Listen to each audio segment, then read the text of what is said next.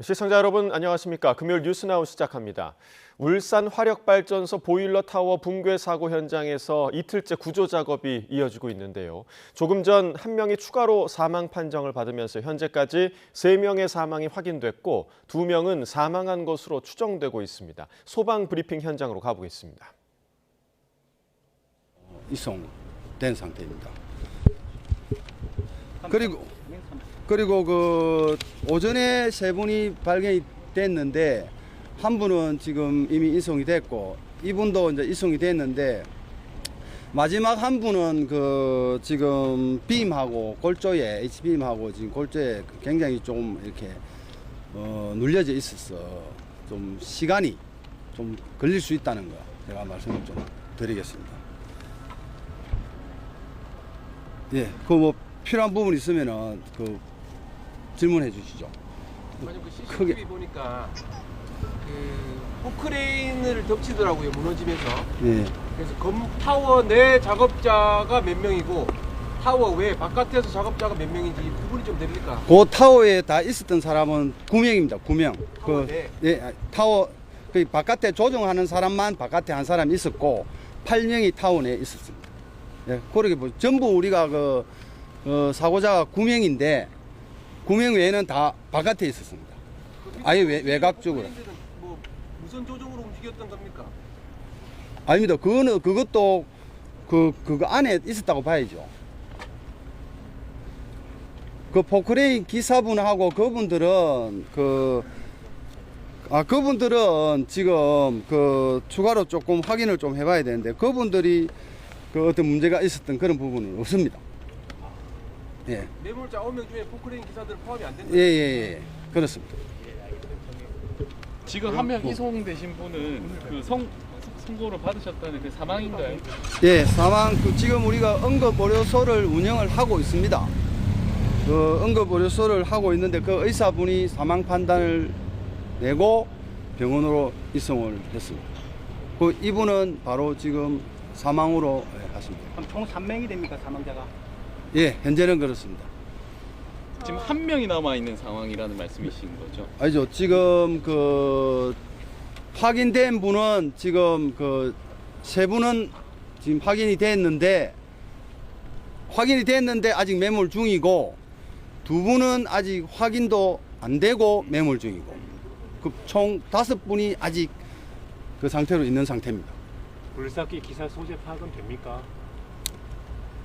그거는 그 부분이 처음에 그 이야기 없었기 때문에 그 부분은 따로 확인을 하도록 고려하겠습니다. 그 직접적인 그런 부분은 아니니까. 직접적이던데. 예.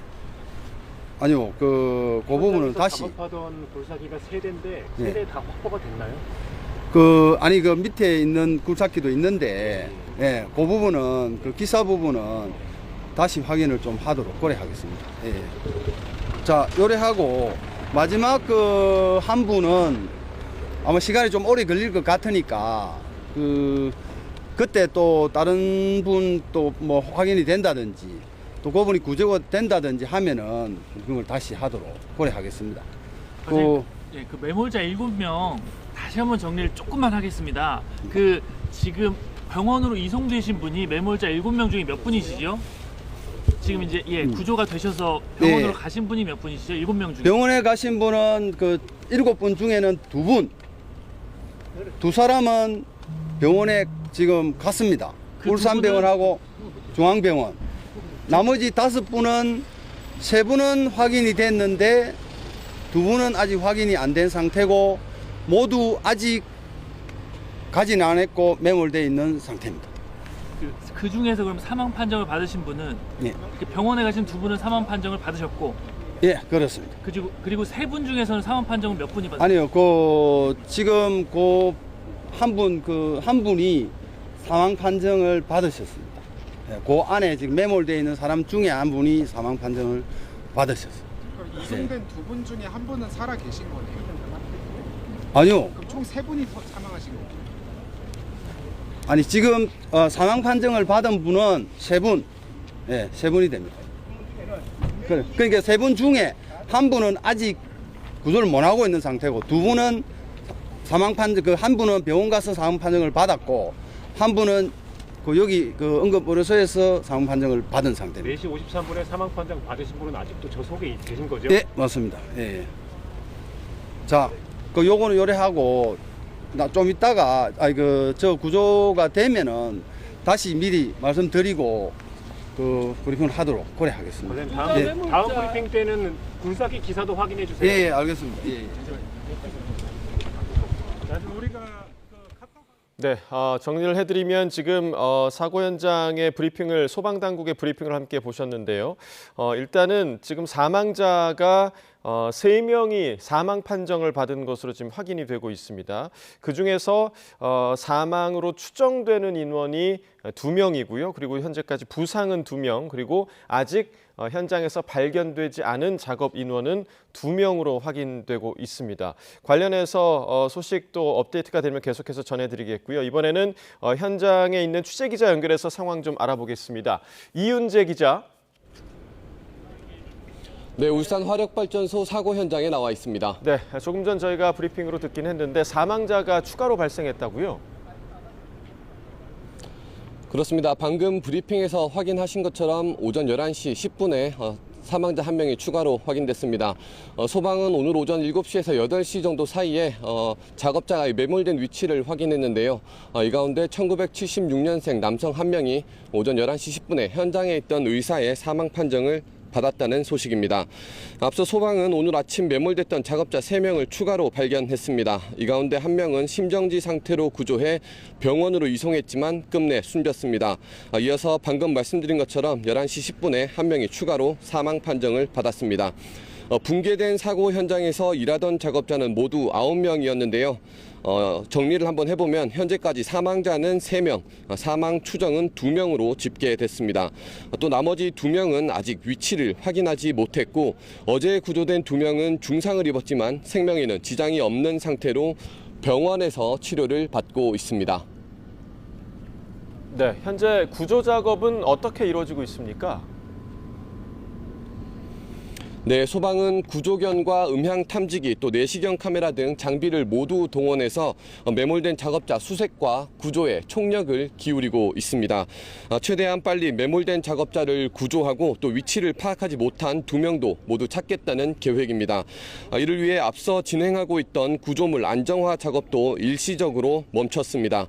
붕괴된 보일러 타워 5호기 옆에 4호기, 6호기가 있는데 추가 사고를 막으려고 와이어로 고정하는 작업을 진행하고 있었는데요. 이 과정이 구조 작업에 방해가 될 수 있다는 판단에 일단 멈춘 겁니다. 사고는 어제 오후 2시쯤 발생했습니다. 수명을 다한 화력발전소의 보일러 타워를 폭파, 철거하는 공사가 이루어지고 있었습니다. 폭파에 앞서 구조물이 한 번에 무너질 수 있도록 하는 이른바 취약화 작업이 이루어지던 중에 구조물이 무너지면서 작업자 9명이 피해를 봤습니다. 지금까지 울산 화력발전소 사고 현장에서 YTN 이윤재입니다. 기후에너지환경부와 고용노동부는 오늘 사고수습 상황실이 마련된 안전보건공단 울산지역본부에서 울산 화력발전소 붕괴사고 중앙사고수습본부 2차 회의를 열었습니다. 이 자리에서 김영훈 고용노동부 장관은 이번 사고로 숨진 노동자에 대해 깊은 애도를 표했고 소방청 등 관계기관들은 매몰 노동자들에 대한 구조작업에 만전을 기해달라고 요청했습니다. 또 지방정부와 각 부처에 유가족에 대한 지원은 물론 부상자와 사고 목격자에 대한 심리 상담 등을 조치해달라고 당부했습니다. 이재명 대통령이 인종차별 의혹을 받는 김철수 적십자사 회장에 대해 감찰 지시를 내린 가운데 대통령실이 관련 브리핑을 열었습니다. 조금 전 현장으로 가보겠습니다. 네, 김남준 대변인입니다. 대통령 지시사항 관련한 브리핑 간단하게 드리겠습니다. 오늘은 내용이 좀 짧습니다. 적십자 회장, 다시 하겠습니다. 적십자 회장이 앙골라, 인도, 체코, 스리랑카 등 외국 대사를 대상으로 인종차별 언행을 했다는 언론 보도와 관련해 이재명 대통령은 해당 행위를 엄중 질책하고 보건복지부에 감찰을 지시했습니다. 또한 이 대통령은 인종, 민족, 국가, 지역 등 모든 차별과 혐오는 국가 공동체를 위해하는 심각한 반사회적 행위라며 확실한 근절 대책을 수립하라고 각 부처에 지시했습니다. 이상입니다. 네, 오늘은 싱크인 관계로 따로 질문은 받지 않고 마친 것으로 하겠습니다. 다음 소식입니다. 윤석열 전 대통령과 김건희 씨가 처음으로 법원에 동시 출석했습니다. 각기 다른 법정에서 재판이 시작됐는데 두 사람이 법원에서 마주칠 가능성은 없어 보입니다. 현장 취재기자 연결해 보겠습니다. 우종훈 기자. 네, 서울중앙지방법원입니다. 네, 윤 전 대통령과 김건희 씨 재판이 시작이 됐죠? 네, 그렇습니다. 윤 전 대통령과 김건희 씨 재판은 이곳 법원 다른 층에 있는 417호, 311호 법정에서 각각 진행 중입니다. 김 씨의 재판은 증인인 명태균 씨의 도착이 늦어지며 약 1시간 정도 휴정하기도 했습니다. 두 사람이 동시에 법원에 출석한 건 이번이 처음인데요. 정장을 입은 윤 전 대통령은 체포방해 등 혐의 재판에서 서류 봉투를 들고 김건희 씨는 자본시장법 위반 등 공판에 검은색 코트와 마스크를 착용한 상태로 법정에 나왔습니다. 다만 법무부 교정본부가 불필요한 논란을 막으려 미리 동선을 분리했기 때문에 점심시간 등 휴식할 때도 두 사람이 법원에서 마주칠 일은 없을 것으로 보입니다. 윤 전 대통령 부부 재판이 진행되는 법원 청사 북문은 보행자, 차량 통행이 통제되는 등 보안이 강화된 상태입니다. 네, 두 사람의 재판은 각각 어떻게 진행되고 있습니까? 네, 김건희 씨 오전 재판에는 공천 개입 의혹과 관련해 명태균 씨가 증인으로 출석했습니다. 명 씨는 지난달 있던 공판에도 나왔는데 검찰의 주신문 과정에서 명 씨가 흥분하는 모습을 보이자 재판부가 자제시키기도 했고 증인 신문 도중 김건희 씨가 건강이 좋지 않다며 법정을 떠나기도 했습니다. 김 씨 오후 재판에는 도이치모터스 주가 조작 관련 1차 주포 이정필 씨 등이 증인으로 나옵니다. 윤 전 대통령 재판에서는 박종준 전 대통령 경호처장에 대한 증인 신문이 이루어지고 있습니다.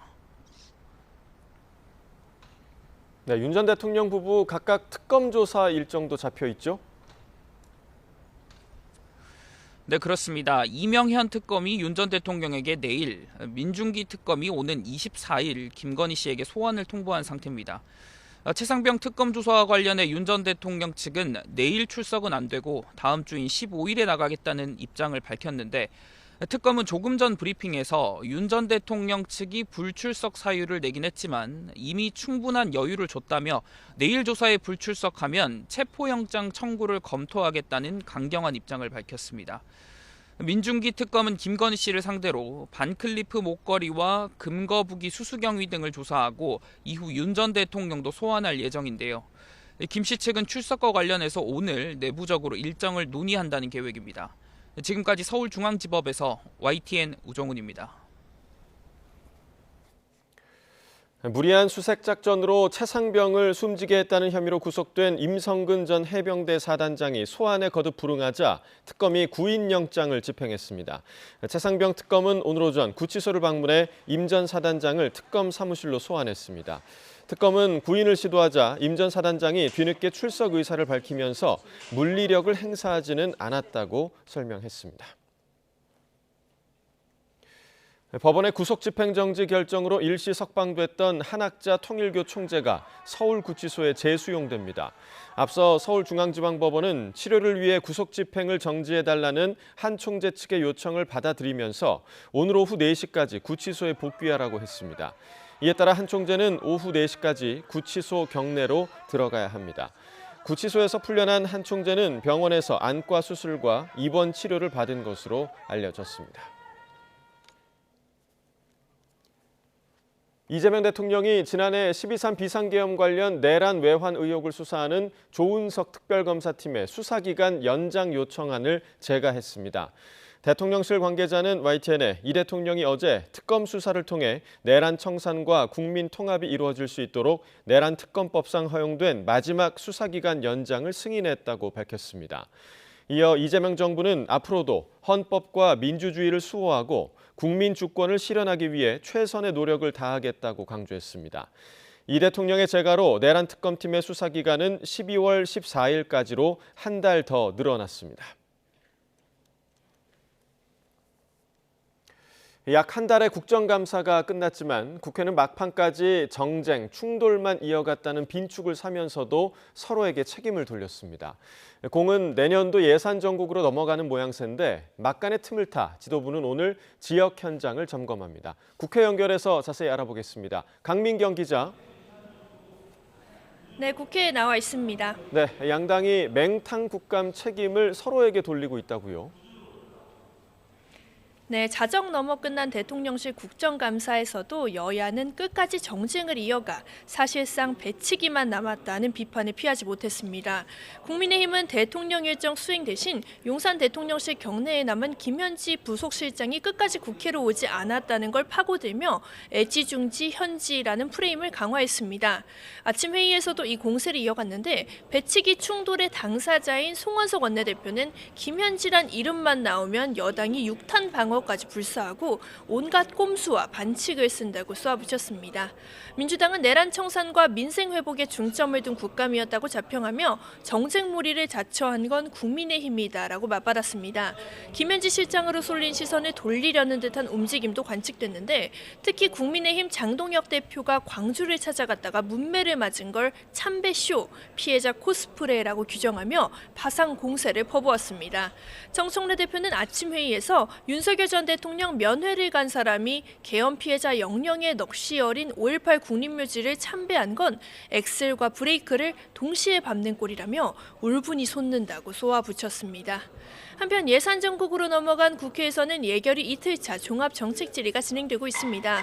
민주당은 정부 예산안을 거듭 호평하며 법정 기한인 오는 12월 2일까지 심의를 마치겠다는 방침을 재확인하고 있습니다. 하지만 야당은 세금을 물쓰듯 한다며 송곳 검증을 예고해서 이번 달에도 격돌이 예상됩니다.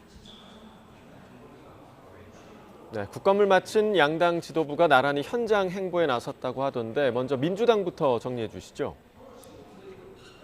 네, 민주당 정청래 대표는 취임 뒤 처음으로 충북을 찾아가 현장 최고위원회의를 주재했습니다. 청주시에선 K바이오 정책 간담회를 하고 실험실도 둘러볼 예정인데 모두 발언에서 정부가 내년도 연구개발 예산을 사상 최대 규모로 편성했다는 점을 강조하며 여당이 적극 뒷받침하겠다고 약속했습니다. 정부와 협업할 수 있는 여당이란 강점을 살려서 예산국회가 본격화하는 시점에 맞춰 민생 행보를 재개하는 차원으로 해석되는 이유입니다. 국민의힘 장동혁 대표는 세 번째 부동산 현장 간담회를 경기도 용인에서 진행하고 있습니다. 장 대표는 야당은 이재명 정부처럼 내 집 마련의 꿈을 죄악시하지 않겠다며 규제를 풀고 합리화하는 데 힘을 쏟겠다고 했습니다. 김현지 실장에 집중해 잠시 미뤄둔 부동산 공세에 재시동을 거는 한편 내년 지방선거를 앞두고 정책 야당 이미지를 강조하려 한다는 관측이 나옵니다. 지금까지 국회에서 YTN 강민경입니다. 이재명 대통령의 국정 지지율이 한 달여 만에 60%대를 회복했다는 여론조사 결과가 나왔습니다. 한국갤럽이 지난 4일부터 6일까지 성인 1,002명을 대상으로 이 대통령 직무 수행에 관한 의견을 물은 결과 잘하고 있다고 답한 응답자는 전체 63%였습니다. 이는 일주일 전보다 6%포인트 오른 것으로 이 대통령 지지율이 60%대가 된 건 9월 셋째 주 조사 이후 한 달여 만입니다. 반면 잘못하고 있다는 응답은 직전 조사보다 4%포인트 떨어진 29%였습니다. 긍정평가의 이유로는 외교가 30%로 가장 높았고 경제 민생이 13%, 에이펙 성과가 7%를 기록했습니다. 부정평가 이유로는 이 대통령의 도덕성 문제와 본인 재판 회피가 14%로 가장 많이 꼽혔고 외교가 11%로 그 뒤를 이었습니다. 정당 지지도는 더불어민주당이 40%로 3주 연속 하락했습니다. 국민의힘은 26%, 조국혁신당과 개혁신당은 각각 4%로 나타났습니다. 최근 경주 에이펙 정상회의가 우리나라 국익에 도움이 된다고 생각하느냐는 질문에 도움이 됐다는 응답이 74%로 도움이 되지 않았다는 응답 13%보다 크게 높았습니다. 자세한 내용은 중앙선거여론조사심의위원회나 한국갤럽 홈페이지에서 확인하실 수 있습니다. 코스피가 1% 넘게 내린 4,000선 아래에서 출발해 하락폭이 2% 넘게 커지고 있습니다. 코스닥은 3일 연속 하락세고 원달러 환율은 오름세인데요. 취재기자 연결해 증시 소식 알아봅니다. 류현웅 기자, 코스피 현재는 어디쯤 있습니까? 현재 3,930선에 머물러 있습니다. 코스피는 오늘 1.6% 내린 3,963으로 출발해 한때 4,000을 회복하는 듯 했지만 하락폭이 2.3%까지 커지고 있습니다. 그제와 어제 급락을 했어도 종가로 4,000선은 지켰는데 오늘 과연 종가로 4,000선을 지킬 수 있을지 우려가 커지고 있습니다. 외국인과 기관이 순매수에서 순매도로 전환하면서 하락폭이 커지고 있습니다. 개인은 순매도에서 순매수로 돌아섰습니다. 3일 연속 하락했던 삼성전자는 장중 10만 원을 회복했지만 9만 7천 원대로 내려왔습니다. SK하이닉스는 57만 원과 59만 원 사이에서 상승과 하락을 반복하고 있습니다. SK스퀘어, 카카오 등이 상승 중이나 시가총액 상위 종목 거의 대부분 하락 중입니다. 간밤 뉴욕 증시에서 다우와 나스닥, S&P 500 등 3대 지수는 일제히 하락했습니다.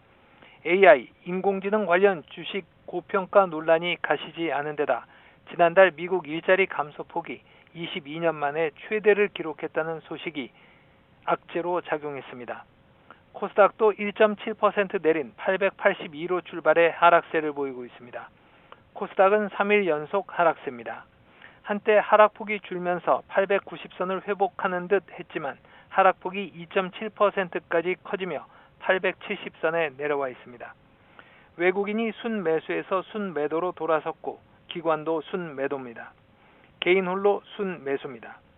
원달러 환율은 1,440원대에서 1,450원대로 올라섰습니다. 서울 외환시장에서 원달러 환율은 1,448원으로 출발해 1,450원을 넘겼습니다. 현재는 1,450원대 초반에서 거래되고 있습니다. 지금까지 YTN 유환홍입니다. 소형기지국 펜토셀 관리 부실로 무단결제 사태를 초래한 KT가 지난해에는 가입자 개인정보가 된 서버에 악성 코드가 감염된 걸 확인하고도 당국에 보고하지 않고 은폐한 거로 조사됐습니다. 민관합동조사단은 구체적인 피해 사실을 더 확인한 뒤 엄중 조치에 나서겠다고 예고했습니다. 박기원 기자입니다. KT 무단결제 사태를 조사해온 민관합동조사단이 발견한 건 KT가 지난해 외부 침입 사실을 확인하고도 은폐한 정황이었습니다. 악성 코드를 발견하면 3일 이내에 당국에 신고해야 하지만 KT는 신고는커녕 감염 흔적까지 숨기려다 꼬리가 잡혔습니다. 백신을 돌린 흔적을 발견을 해서 이게 무슨 상황이냐라고 저희가 물어보니까 그 당시에 이제 자료들이 이제 올라오기 시작한 겁니다. 지난해 3월부터 7월 사이 모두 43대의 서버가 악성 코드에 감염됐는데 가입자들의 이름과 전화번호 등 개인정보가 저장된 서버도 포함되어 있었습니다. 조사단은 KT가 보고한 규모일 뿐이라며 추가 조사와 함께 엄중 조치를 예고했습니다. 특히 SK텔레콤 해킹 과정에서 정보 유출의 통로로 쓰인 악성 코드 BPF 도어도 지난해 KT 서버에서 발견된 것으로 확인돼 추가 피해 우려가 커지고 있습니다. 무단결제의 원흉으로 지적된 소형 기지국 펜토셀에 대한 KT 관리는 더 부실했습니다. 전국 모든 KT 펜토셀의 인증서가 같은 데다 인증서 유효기간이 무려 10년으로 설정돼 불법 펜토셀로 KT 내부망에 마음껏 드나들 수 있었습니다. 게다가 다른 통신사나 해외 IP로도 내부망 접근이 차단되지 않았습니다. 손쉽게 만든 불법 펜토셀로 할 수 있는 일은 그야말로 무궁무진했습니다.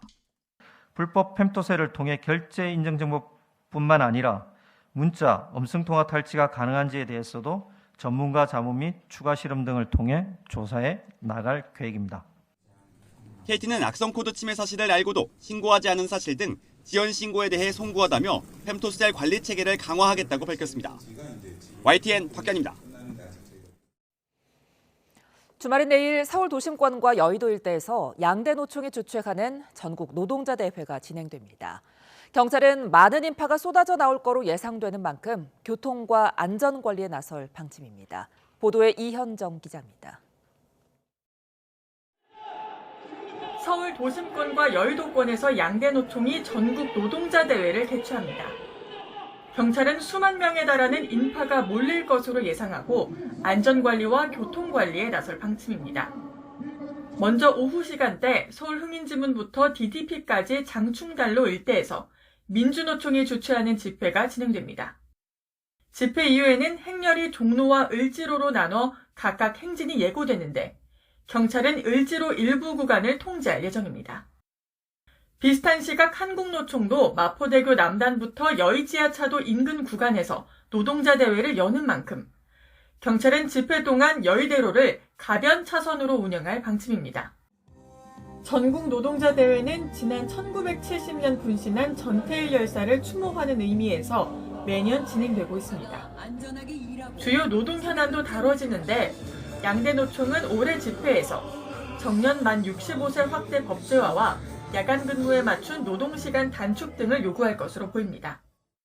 이 밖에 서울 광화문 일대에서도 오전부터 크고 작은 집회와 행사가 열립니다.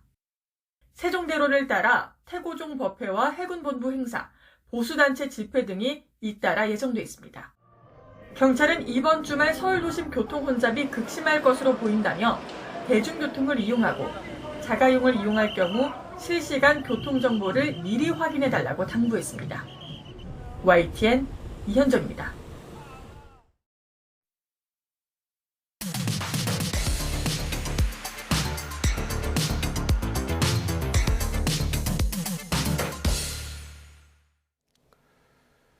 각이 살아있는 정치평론 시사정각 시작합니다. 오늘도 각이 서는 두 분과 토론해 보도록 하겠습니다. 전용기 더불어민주당 의원, 이용호 전 국민의힘 의원 나오셨습니다. 어서 오십시오. 안녕하세요. 네. 안녕하세요. 자, 이재명 정부의 첫 국정감사가 어제 마무리됐습니다. 여러 장면들이 떠오르는데 결국 마무리는 여야 의원의 배치기로 끝이 났습니다. 관련 영상 함께 보시고 이야기 나눠보겠습니다.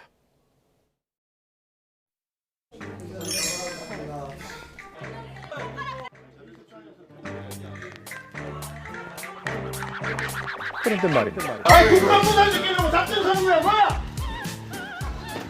오늘 지금 작전 짜는구만. 왜 소리 질러? 말 함부로 하지 마세요. 왜 소리 질러? 이기현 의원이 육중한 몸집으로 다가오더니 몸을 부딪히게 되었습니다. 폭력을 행사했다고 하는데 폭력을 먼저 행사한 것은 몸을 던진 것은 송원석 대표입니다.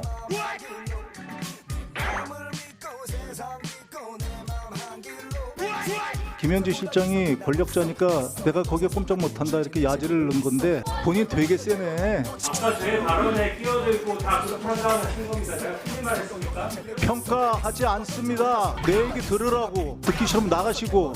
나 정말 말씀하라고요? 제가 뭐 하는 겁니까? 위중교사분들을 인사로 챙겨줄 수 있는 사람이 대한민국에 김현지밖에 더 있습니까? 안 그렇습니까?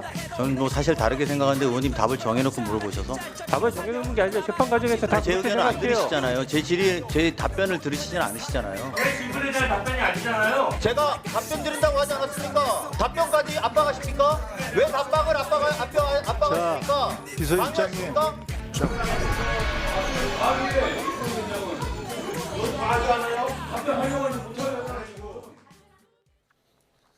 자, 이번 국정감사 기억에 남는 큰 소득 없이 여야의 정쟁만 가득했다. 이런 평가가 상당히 많은데요. 어제 지금 영상에서 보신 것처럼 송원석 원내대표, 국민의힘 송원석 원내대표와 민주당 이기현 의원이 몸싸움을 벌이는 그런 상황까지 왔습니다. 어제 현장에 계셨잖아요. 현장에 있었습니다. 예, 어떤 상황이었습니까?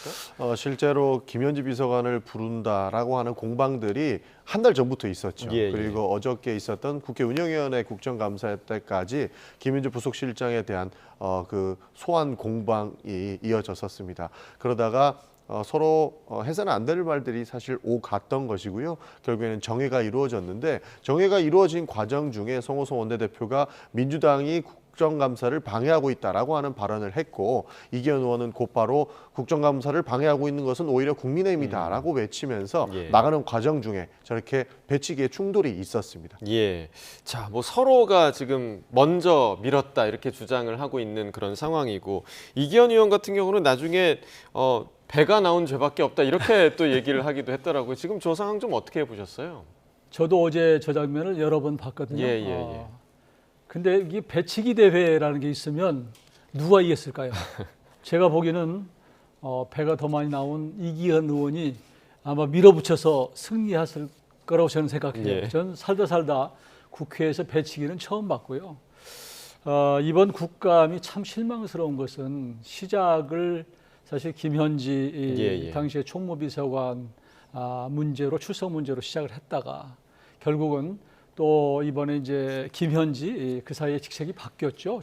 이제 부속실장 논란으로 끝난 것 자체가 참으로 국민들이 보기에 불편하고 안타까웠을 거라고 생각을 합니다.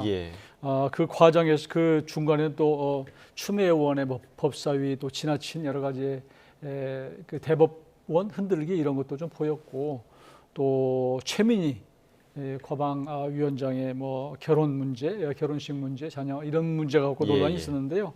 국감이라고 하는 본래의 취지가 사라지고 국민들이 보기에 민망한 불편한 이런 장면들이 노출된 것이 참으로 국민들 보기에 힘들었을 것이다. 그래서 이번 국감은 참으로 낙제점이다 이렇게 보고 있습니다.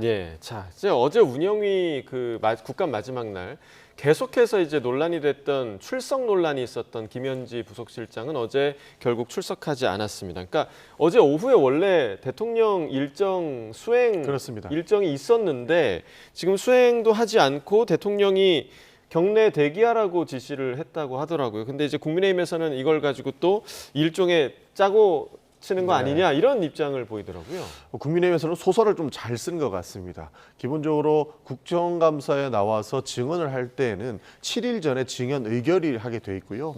그것이 송달되었을 때 법적으로 증인의 효과가 발생합니다.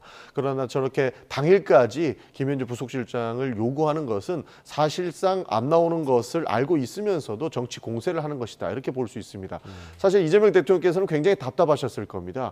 김현지 부속실장이 이렇게 악마화될 필요가 전혀 없는데 국민의힘의 정쟁 속에 휘말려서 말도 안 되는 마타도어를 당하고 있는 것이 안타까웠을 것이고 그렇기 때문에 괜히 나에 대한 수행을 이렇게 문제 삼으니 본인은 대기하고 있다가 혹시나 국회에서 부르면 나가라라고 지시한 것으로 저는 읽고 있습니다. 그러나 국정감사에서 증언을 하려면 국회의 의결이 필요하거든요. 그러나 그 의결에는 과거에 있었던 윤석열 정부의 6개월에 대한 국정감사와 이재명 정부의 5개월에 대한 국정감사가 동시에 이루어져야 되기 때문에 여야의 증인들을 함께 불러야 된다라고 하는 취지의 협상까지 이루어졌는데 결국에는 불발돼서 나오지 않은 겁니다.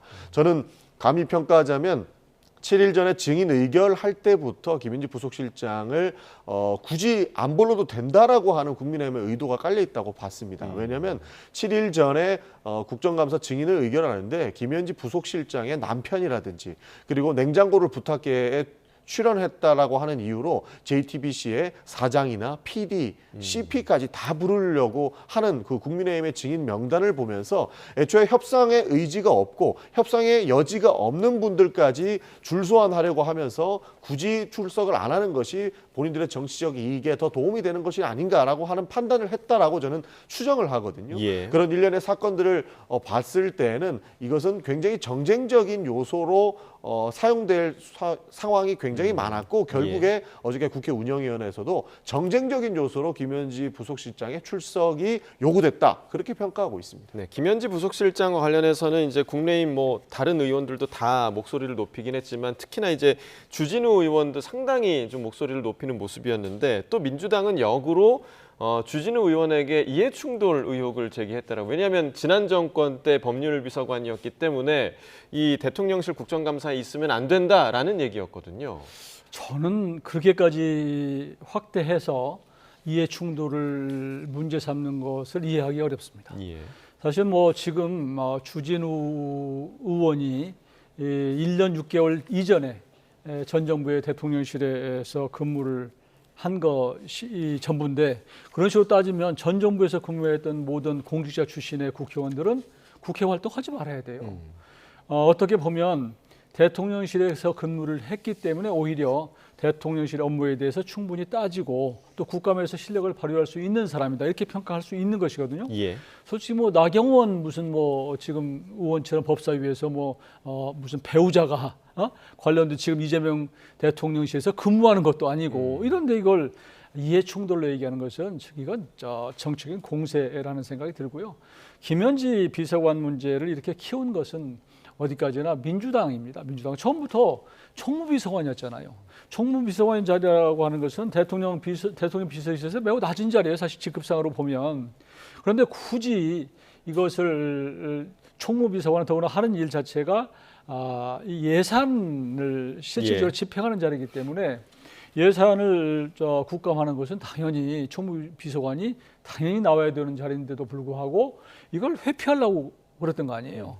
그리고 말로는 나오게 한다면서 실제로는 이제 나오지 않아도 되는 부속실장으로 인사 관련까지 돼서 국민적 의혹을 키운 게 사실이에요. 사실은 그런 부분이 있고 또 김현지 실장에 대해서는 여러 가지 의혹이 있지 않습니까? 예를 들면 뭐 아까 남편 얘기를 하셨지만 백승우라고 하는 남편에 대해서는 경기 동부연합의 아주 핵심 실세였다라고 해서 그런 의혹도 있는 것이고 또 김현지 실장 자체가 사실 통진당과 아주 어떤 어떤 그 교량 역할을 한 거 아니냐, 채널 역할을 한 거 아니냐 이런 얘기도 나오고 있는 것이고 또 지난번에 이화영 지금 경기부지사 변호사도 김현지 실장이 얘기해서 사퇴시켰다는 거 아니에요? 강선우 여가부 장관 누가 통화했습니까? 김현지 실장 아니에요? 이렇게 이래서 국민들이 볼 때 여러 가지 의혹에 휩싸여 있고 심지어 본인의 합격력도 지금 제대로 안 나와 있는 상태니까 이런 분이 이 권력의 핵심 정말로 그 핵심 역할을 하는 그 대통령실에 있는 게 맞냐라고 하는 국민적 의혹이 있어서 불러서 좀 물어보고 싶었던 건데 왜 이걸 나와서 그냥 답변하면 되는 건데 왜 회피하냔 말이에요. 제가 그러니까 의혹이 커진 거라고 저는 지적합니다. 반박을 안 드릴 수가 없는 것이요. 그러니까 김현지 부속실장에 대한 의혹이 많기 때문에 불러야 된다 말씀을 주시는 것은 충분히 이해합니다. 그러나 김현지 부속실장이 그래서 어떠한 잘못을 했느냐에 대한 얘기는 전혀 하고 있지 못하거든요. 그리고 경기 동부연합과 뭐 관계가 있다. 그리고 뭐 통진당과의 관계가 있다. 이런 얘기를 하시는데 윤석열 정부 3년 동안 이재명 측근이라고 하면 전부 감옥 보내려고 난리였습니다. 그런데 김현지 비서관이 지금까지 성할 수 있었던 이유는 그에 대한 근거가 전혀 없기 때문 아니겠습니까? 저는 그런 것들을 보면서 전혀 문제가 없는 인사이고 이것은 정쟁적인 요소고 과거에 이미 다 털린 문제까지 가지고 와서 문제 제기를 하고 있다라고 저희가 받아치는 것이고요. 하나만 추가로 말씀드리면 주진우 의원에 대한 이해 충돌은 충분히 저는 근거가 있다라는 말씀을 드리는 겁니다. 지금 국민의힘에서 요구했던 증인 중에 한 명이 김현지 부속실장이지 않습니까? 그러나 민주당에서 요구했던 증인 중에 한 명이 주진우 의원이었습니다. 그러니까 일주일 전에는 분명히 증인 요구 명단에 있었는데 갑작스럽게 5일 날 국회 감사위원으로 보임이 돼요. 그러니까 증인으로 의결이 되지 않자 갑자기 감사위원으로 보임시켜서 김현지 비속실장을 공격하는 모양새가 되니까 증인 의결이 됐다면 증인으로 왔어야 되는데 왜 이렇게 감사위원으로 보임이 돼서 근거 없는 마타도어만 하고 있느냐. 이것은 이해충돌 아니냐라고 저희가 의견을 내는 것이거든요. 그런 측면들이 다 복합돼서 의견이 나온 것인데 지금 겉으로 보기에는 마치 저희가 굉장히 과도하게 주진우 의원에 대한 문제 제기를 하는 것 같지만 일련의 사건들을 보면 민주당에서 요구했던 증인 명단의 1인이었기 때문에 이해충돌 논란에 빠질 수 있고 그 문제 제기를 할 수 있었다라는 말씀까지 드리겠습니다. 자, 지금 말씀하신 데 김현지 실장이 문제가 없는 분이면 나와서 얘기하면 되잖아요. 아무리 드러나는 게 없으면 떳떳하게. 자꾸 예전에 얘기한 대로 피하는 자가 범인이다 이런 얘기가 있는데 김현지 실장 말로는 나온다는 거 아니에요? 근데 실제로 안 나오잖아요. 여야 합의만 나온다는 건데 여야 합의를 누가 안 합니까? 결국은 민주당에서 하고 싶으면 하는 거예요. 뿐만 아니라 뭐 이거 법사위에서는 마음대로 하지 않았어요. 마음대로 불러서 할 수 있는 거예요. 그런데 말로는 입으로는 국민들 앞에 우리 여야 합의되면 나온다 그러면서 실질적으로 안 나오는 거 이거 사실 국민을 우롱하는 것이다. 저는 현 정부가 이재명 대통령이 김현지 실장을 저렇게 자꾸 당에서 감싸게 하고 대통령실도 감싸고 가는 모습을 보이는 것은 저는 두고두고 부담이 될 수밖에 없다. 예전 전 정부도 그랬고요. 자꾸 의혹이 있는 사람은 결국은 터지더라고요.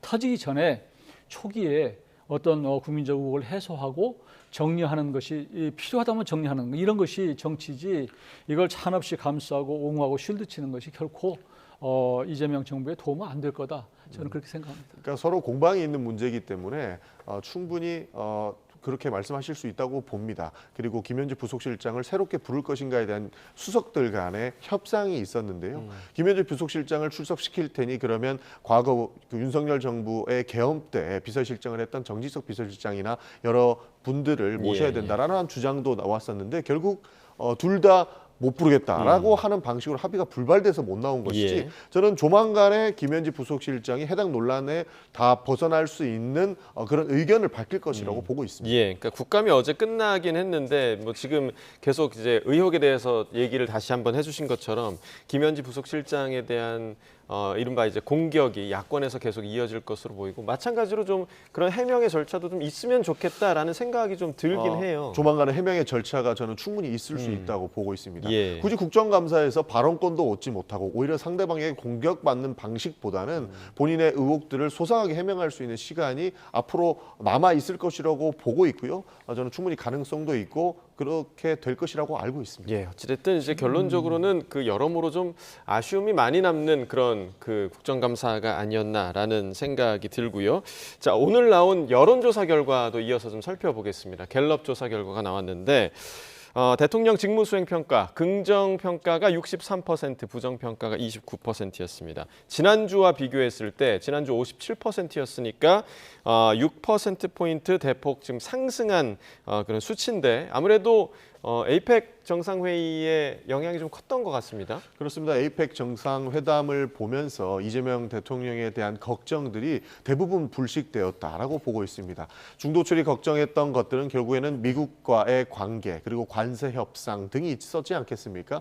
그러나 관세 협상도 무리하지 않는 선에서 우리가 할 수 있는 최대한의 성과를 얻었다고 볼 수 있는 것이고 그리고 원자력 잠수함 같은 그러니까 핵 잠수함이라고 하죠. 예. 핵 추진 잠수함 같이 굉장히 국방 안보를 위한 이런 성과들도 국민들께서 한눈에 보실 수 있었기 때문에 중도층이나 그리고 많은 국민들께서 지지하는 마음을 보내주셨다. 그렇게 평가하고 있습니다. 자, 대통령에 대한 지지율이 63%였는데 지금 이제 보시면 정당 지지율도 함께 좀 보시겠습니다. 정당 지지율은요. 더불어민주당이 40%, 그러니까 국민의힘은 26%였습니다. 더불어민주당은 오히려 지금 1%포인트가 빠졌고 국민의힘은 지난주와 동일한 수치인데 문제는 보면 더불어민주당이 40이고 대통령 지지율은 63%입니다. 상당히 지금 격차가 있거든요. 이 부분은 좀 어떻게 분석하십니까? 그러니까 원래는 정당은 집권 여당은 정부의 국정 운영이 잘 될 수 있도록 뒷받침하는 역할을 해야 되는데 저 지지도가 무려 23%포인트가 차이 나거든요. 이거 엄청난 부담이 되는 거예요. 이 지점에서 민주당 지도부는 반성해야 됩니다. 그리고 국회 운영하는 데 있어서도 민주당이 어떤 국감을 했느냐 그리고 어떤 법안을 처리했느냐 이런 거에 대해서 국민적 여론을 좀 진중하게 진정으로 좀 평가를 해볼 필요가 있다 이런 생각이 들고요. 예. 지금 이런 상태에서 계속하면 결국은 민주당이 국정 운영을 뒷받침하기보다는 국정 운영에 부담이 될 수밖에 없는 상황으로 계속할 수밖에 없다. 네. 그리고 내년 6월에 이제 지방선거가 있을 텐데 그 지방선거에서 평가가 날 거 아니에요. 그런 평가에서도 좋은 점수는 받기는 어려울 것이다. 그렇게 보고 이번 이재명 대통령의 지금 에이펙 정상회의에 이후에 높아진 그 여론 평가를 합니다. 예. 언제나 이게 어느 정도의 성과를 보여주면 사실은 외교든 정치든 이벤트 이후에 컨벤션 효과가 나타나는데 그 컨벤션 효과는 예전에 박근혜 전 대통령이 중국 방문하고 나서도 54%에서 63% 오른 그 전력이 있고 문재인 전 대통령도 남북 정상회담 때 무려 73%에서 83% 오른 이런 게 있습니다. 이번에 에이펙은 국민들로부터 그런 데 평가를 받는 그런 외교적 이벤트였다고 평가를 합니다. 다만 지금 드러난 것은 첫인상 효과라고 생각해요. 그러니까 한미 간에 아주 치열하게 신경전을 벌이고 팽팽하게 줄다리기를 하다가 안 될 것처럼 생각했는데 된 것에 대한 국민적 마음이 좀 평가를 한 것이고요.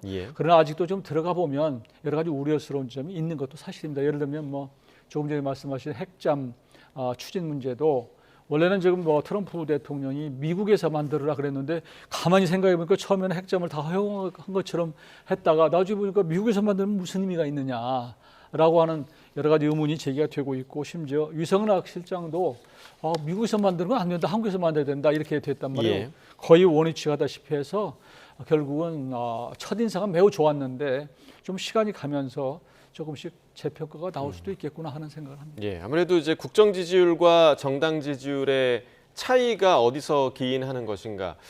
이제 최근에 불거졌던 계속해서 불거진 부분이죠. 당정 간의 엇박자 문제.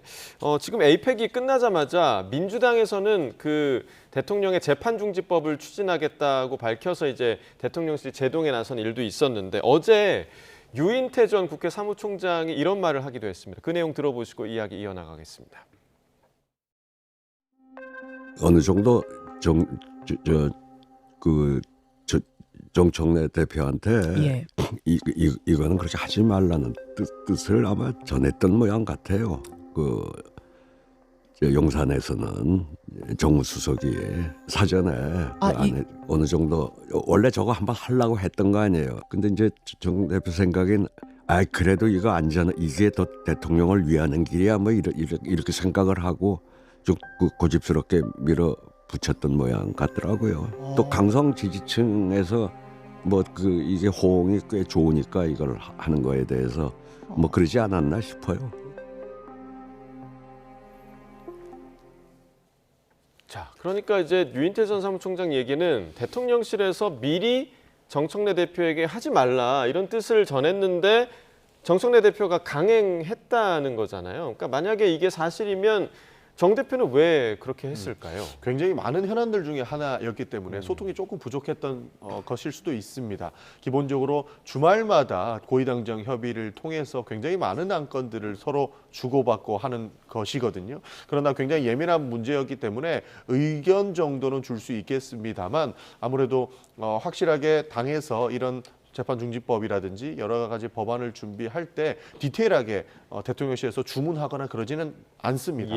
그렇기 때문에 정청래 대표도 필요하다고 생각을 했던 것이고 지금 사법부의 이런 모습들을 봤을 때에도 필요성에 충분히 공감된다라고 하는 측면에서 추진을 한 것이지 마치 엇박자를 내기 위해서 강성 지지층의 목소리에 기대서 정청래 대표가 저런 결정을 하지는 않았다라는 말씀 드리겠습니다. 대통령실 입장에서도 기본적으로 갈등의 소지가 있는 것, 정쟁의 소지가 있는 법안에 대해서는 부담을 느낄 수밖에 없는 것이거든요. 그렇기 때문에 비서실장이 직접 나서서 이렇게 우려되는 모습들은 안 보여주는 게 좋겠다. 그리고 애초에 헌법에 보장되어 있는 불소추에 관련된 내용들이 재판에 대한 내용들도 충분히 포함하고 있는 것인데 굳이 해석을 달아서 할 필요는 없다라는 의견까지 내면서 이 사안들을 정리했다라고 보고 있습니다. 그러니까 그동안 그런 엇박자가 났던 현안들에 대해서 대통령실이 이렇게 세게 얘기한 적이 많이는 없었는데 이 재판중지법 사안과 관련해서는 강훈식 비서실장이 나와서 대통령을 정쟁에 끌어들이지 말아달라라고 얘기를 했고 어제 운영위 국감에서도 강훈식 비서실장 답변을 할 때 이게 여당에만 얘기한 거냐라고 했을 때 야당에도 함께 들으라고 얘기를 한 거다. 이런 답변을 했어요. 대통령실이 이렇게 강하게 나온 이유가 좀 어디에 있다고 보세요? 그러니까 지금 강훈식 실장 얘기는 야당에도 들으라고 했다고 한다면 실제로 우리가 재판중지법에 대해서 대통령이 그렇게 관심이 없다. 국정 운영에 더 관심이 있지 아니다. 정쟁의 중심이 되는 거 반대다. 이런 뜻으로 얘기했겠지만 이번 그러니까 재판중지법을 힘있게 밀어붙이려다가 결국은 접은 그 과정이 사실 민주당으로 봐서는 참 뻘쭘해요. 사실 민망한 그런 모습을 보여주긴 했는데 처음에 시작된 시점은 잘 알다시피 대장동 일당에 대해서 중형이 다 선고된 다음 날이었단 말이에요. 그때 아마 제가 보기에는 그 정청래 대표가 이재명 대통령의 속마음을 헤아려서 재판중지법을 밀어붙여서 통과시키는 게 내가 충성하는 길이다 이렇게 잘못 판단을 했거나 아니면 머리가 나쁘거나 이럴 거라고 저는 생각해요.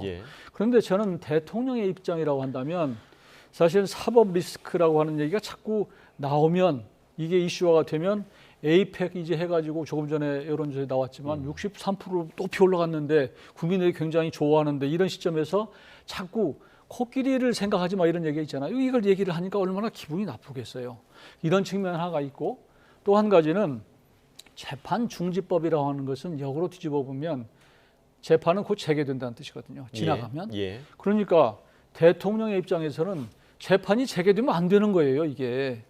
그래서 본인은 아주 근본적인 처방을 하고 싶은 거예요. 그러니까 아예 공소취하를 하거나 아니면은 처음부터 이 문제가 그 문제가 안 되도록 뭔가 근원적인 처방을 하고 싶은데 이걸 미봉으로 덮어놓는 건 아니다라는 생각 때문에 저는 그런 마음들이 아마 강우식 실장을 통해서 전달이 된 것이다. 저는 그렇게 봅니다. 예. 자, 이번에는 국민의힘 이야기도 좀 나눠보겠습니다. 국민의힘 장동혁 대표 어제 5.18 민주묘지를 참배하러 광주를 찾았는데 시민단체의 반발에 막혀서 결국 무산됐습니다. 어제 모습 그리고 오늘 아침 국민의힘 입장까지 같이 들어보겠습니다. 네가 여기가 어디라고 하네! 장동혁 불러라! 나오세요 이제. 지금 뭐 하는 거야? 너 어디지 장동혁 같은 잡자가 지금? 국민의힘은 그동안 5.18에 대해서 여러 차례 진정성 있는 사과도 했고 저희 강령에 5.18 정신을 계승한다고 명시되어 있습니다. 그럼에도 불구하고 저희들의 진정성이 아직 다 전달되지 않은 것 같습니다. 저희들의 마음이 전달될 때까지 끝까지 최선을 다하고 노력하겠습니다. 저희가 누가 됐든 어느 도시에 사는 사람들이 됐든 대한민국 야당 지도자가 가서 그 희생된 그분들을 참배하려고 하는 마음을 막을 자격은 저는 없다라고 생각을 합니다. 과연 저게 보편적인 광주 시민들의 생각일까라는 점에 대해서는 뭐 제가 표현이 조심스럽긴 합니다만 아예 참배조차 막는 것은 이제는 좀 우리가 그런 정도에서는 좀 벗어나야 되지 않을까라는 생각을 하고. 네, 어제 장동혁 대표의 광주 방문 같은 경우는 이제 지난번 한덕수 전 총리의 모습이 또 다시 한번 오버랩되는 그런 측면도 좀 있고요. 어느 정도 저런 반응을 예상하고 가지 않았을까요? 충분히 예상했을 거라고 봅니다. 그리고 5.18 관련 단체들 그리고 광주 시민분들께서는 정치인의 거짓 언행에 대해서 굉장히 심도 깊게 보고 유심히 보고 있습니다.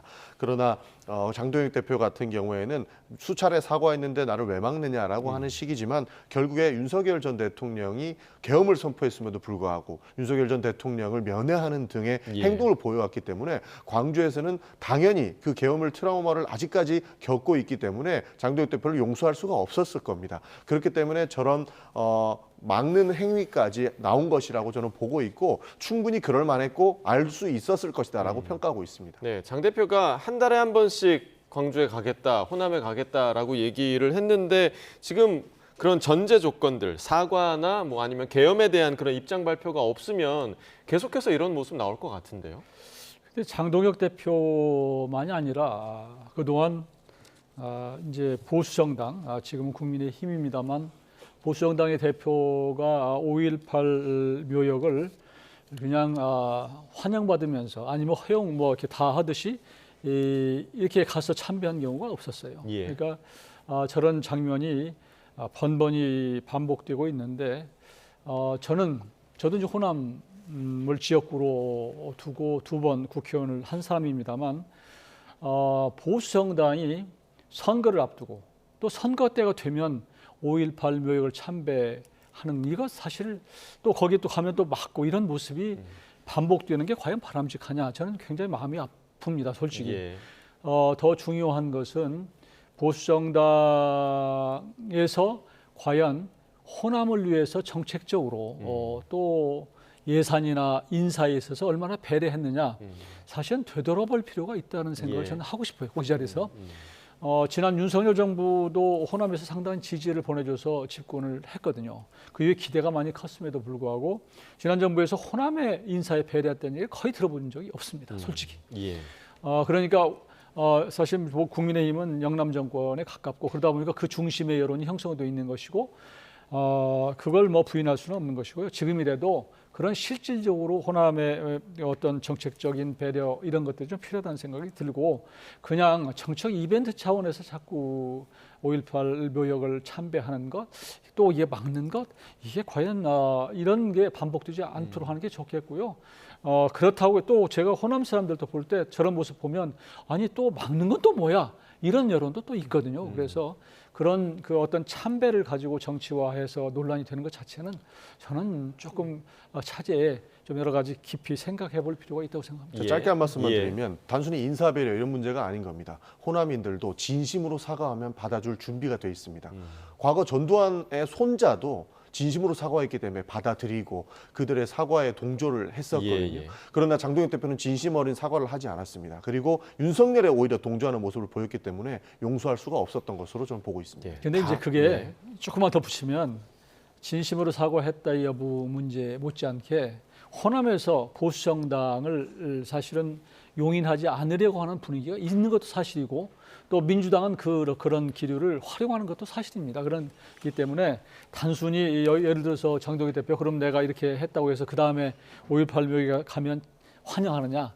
제가 보기에는 그렇게 생각 않고요. 또 5.18 그 이름을 붙인 시민단체들도 조금 포용성을 갖고 앞으로 좀 어차피 통합의 정치를 위해서 대한민국의 5.18 정신이라는 게 그런 것이기 때문에 그런 차원에서 널리 하는 것이 결국은 호남을 위해서도 좋다. 저는 그렇게 조언하고 싶습니다. 네, 장동혁 대표의 다음 호남행은 또 어떤 모습일지 좀 지켜봐야겠고요. 그런가 하면 최근 개혁신당의 이준석 대표가 여러 이슈에서 국민의힘과 좀 같은 목소리를 내서 이 지방선거에서 힘을 합치는 거 아니냐 이런 분석도 나왔었는데 이 부분과 관련해서 오늘 아침 이런 입장을 밝히기도 했습니다. 들어보겠습니다.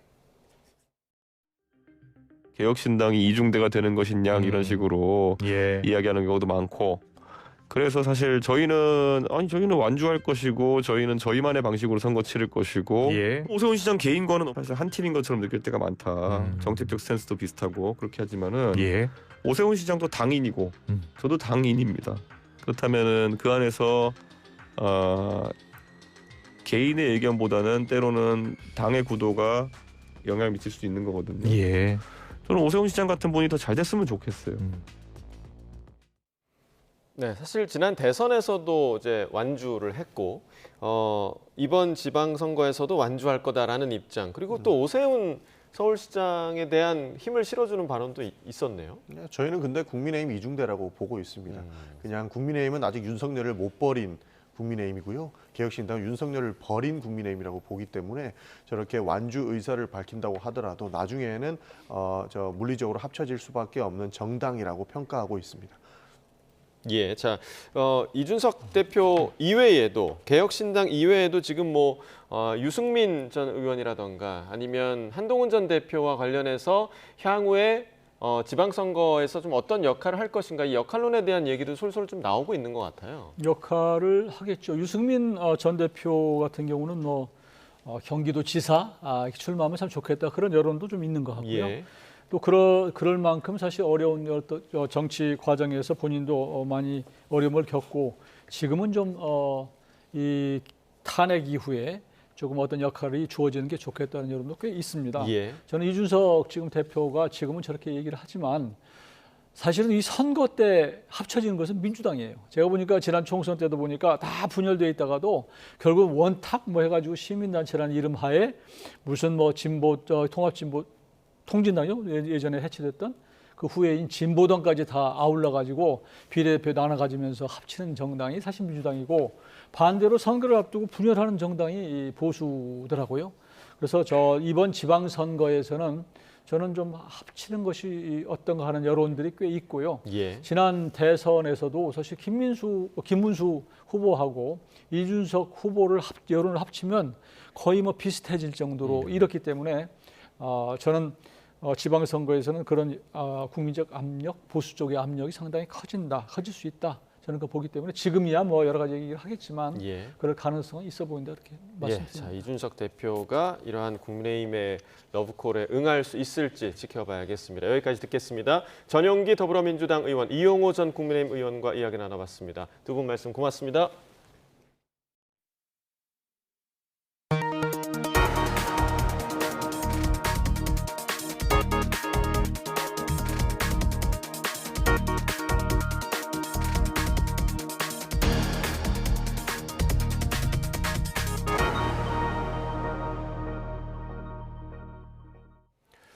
밤사이 중국발 스모그가 유입되면서 수도권을 비롯한 서쪽 지역의 초미세먼지 농도가 나쁨 수준을 보이고 있습니다. 서울은 보통 수준을 회복했고 동풍이 불어오면서 그 밖의 지역의 뿌연 하늘도 서서히 맑아질 것으로 보입니다.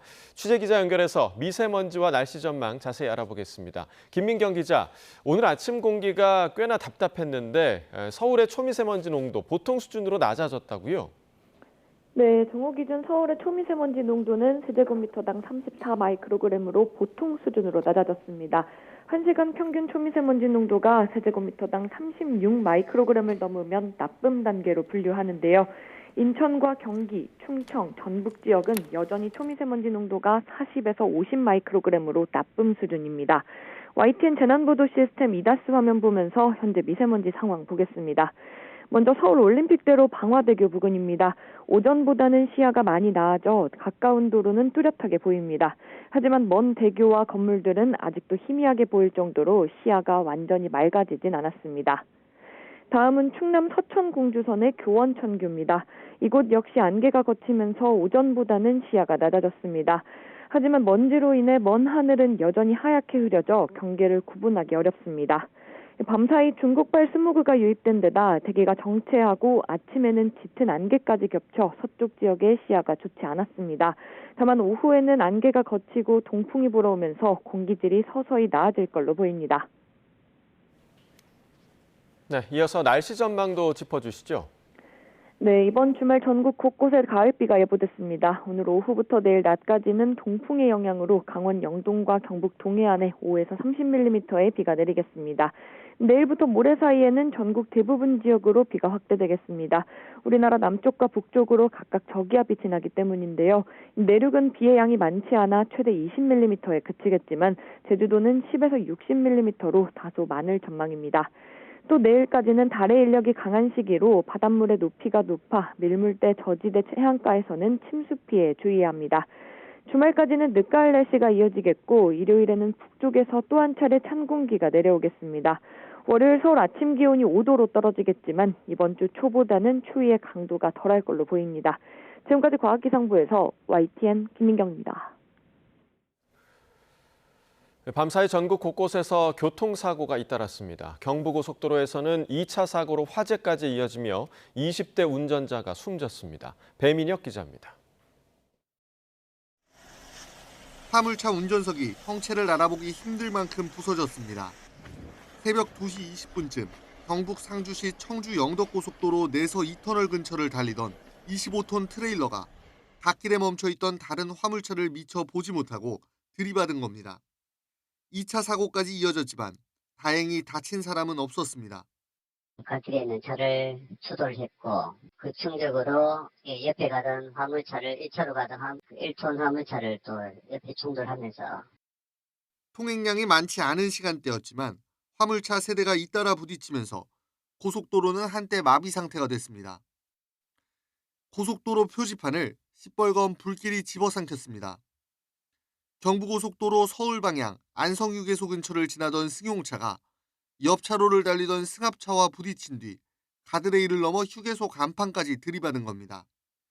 사고 충격에 발생한 화재는 20여 분 만에 진화됐지만 20대 남성 운전자가 차량 안에서 숨진 채 발견됐습니다.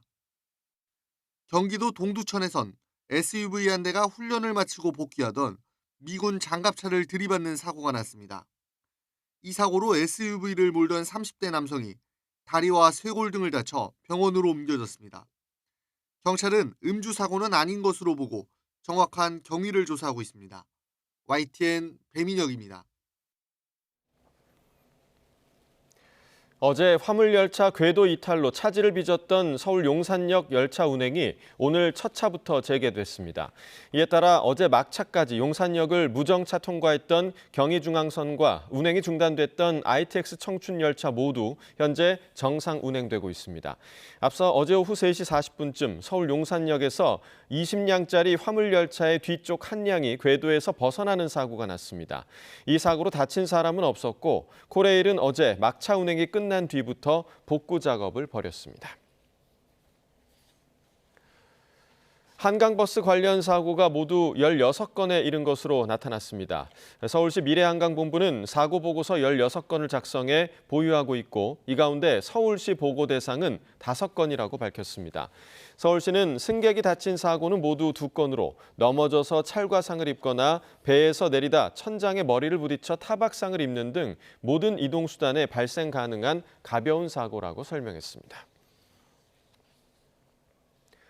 서울경찰청 사이버범죄수사대는 지난 1년간 집중 단속을 통해 참교육단이라는 범죄 조직을 만들어 성폭력 범죄를 저지른 혐의로 총책 20대 남성 A씨 등 사이버 성폭력범 418명을 붙잡아 이 가운데 28명을 구속했다고 밝혔습니다. A씨 등은 지난 2020년 텔레그램에 이른바 지인 능욕 사진을 만들어준다는 광고를 올리고 이를 보고 연락한 342명을 협박해 불법 영상을 만든 것으로 조사됐습니다. 경찰은 또 아동 청소년 피해자 20여 명을 대상으로 성폭력 영상 1,400여 개를 제작해 판매한 피의자와 허위 영상물을 만든 사범도 대거 붙잡았습니다. 인천에서 화물차를 불법으로 개조한 차주와 정비업자 등이 무더기로 적발됐습니다.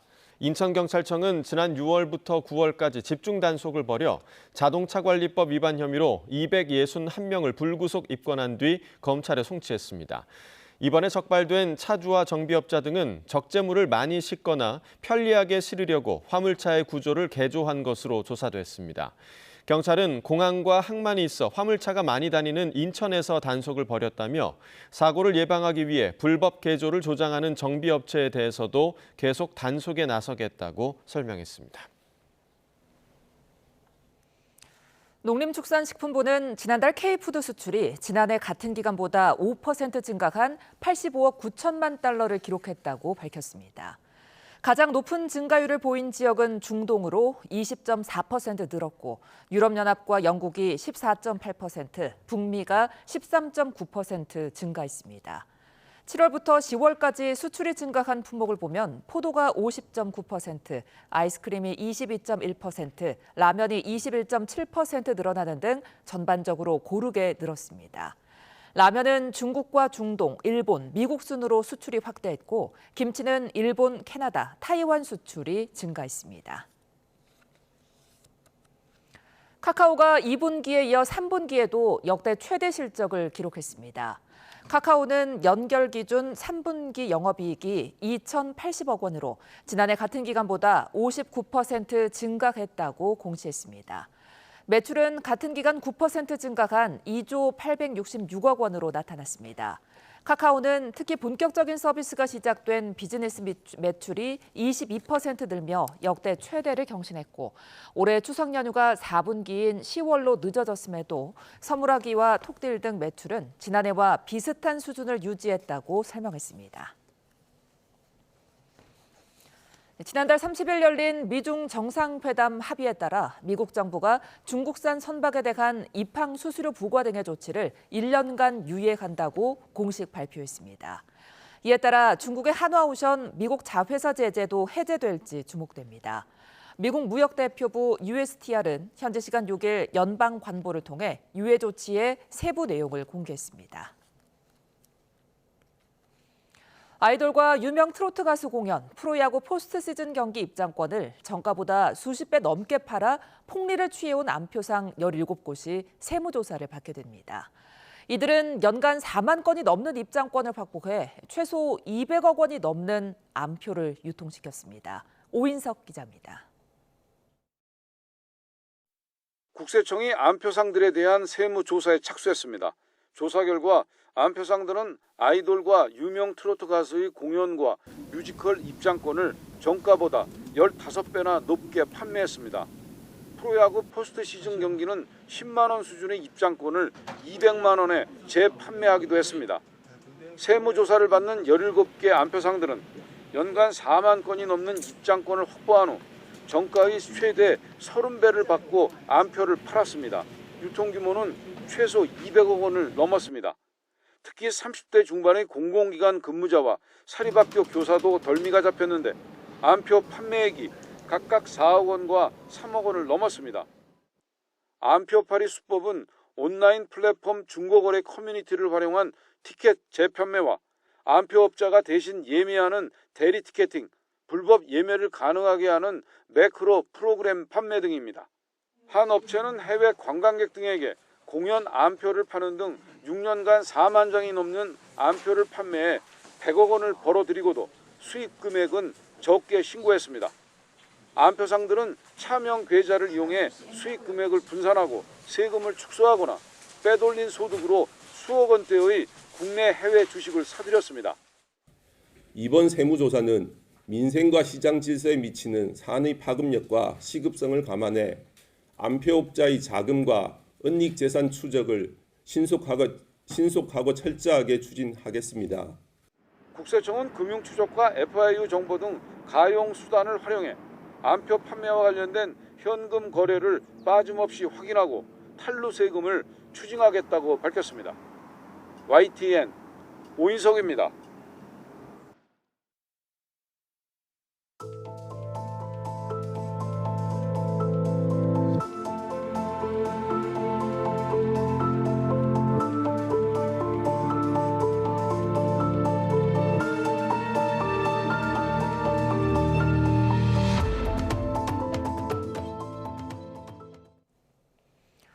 어제 울산 화력발전소 붕괴 사고로 인명피해가 발생한 가운데 구조 작업이 이어지고 있습니다.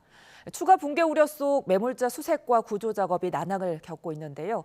함은구 을지대 안전공학 전공 교수와 함께 관련 내용 짚어봅니다. 안녕하십니까?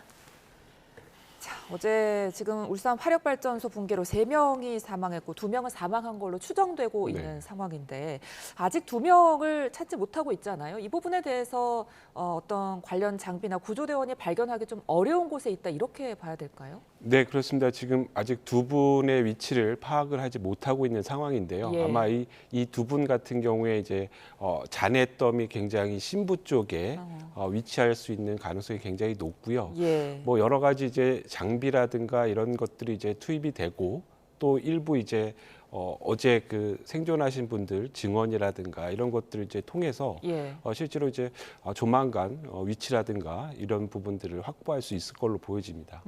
그런데 지금 이 매몰자가 눈 앞에 있어도 구조하기가 힘든 상황이라고 하던데 구조가 좀 길어질 거다 이런 우려도 나오더라고요. 네, 그렇습니다. 그 당초 그 오늘 새벽이었죠. 4시 50분 경에 실제로 이제 말도 이렇게 구조진과 의사소통을 하던 분이 예. 실제로 이제 구조하는 과정에서 심정지까지 이르고 결국 이제 사망하시는 이런 상황이 발생을 했는데요. 그러니까 네. 결국 이제 여러 가지 이 철제 프레임이라든가 이런 것들을 다 일일이 해체하면서 접근을 해야 되기 때문에 말씀하신 것처럼 이제 뻔히 위치를 확인하고도 예. 신속한 구조가 어려운 그런 상황이라고 할 수 있겠습니다. 이런 매몰 사고의 경우에는 보통 골든타임은 어느 정도라고 봐야 될까요?